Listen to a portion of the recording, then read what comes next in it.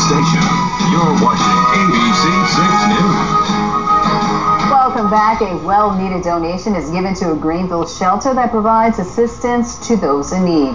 Arms of Mercy, which provides assistance to men who struggle with alcohol and drug addiction, will now have a much greater capacity to provide sleeping quarters for their clients. Now, Hope Ministries has handed over ownership of Emmanuel House to Arms of Mercy, almost quadrupling the amount of available beds. Now, Emmanuel House is a part of the former St. Joseph's Education property, part of which burned in a fire about 2 weeks ago.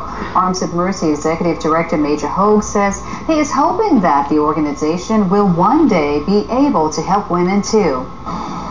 Hopefully one day somebody will build some sleeping quarters out on boat camp, and hopefully that the Emmanuel House may become a women's facility, because we definitely need that in Greenville and know the need for it. So it's a wonderful facility, and we're just glad to be given that property. Hope Ministries is continuing to operate its resale shop located on Highway 82 in Greenville. That's another wonderful way you can help them. Well, sports with Mike Sands is coming.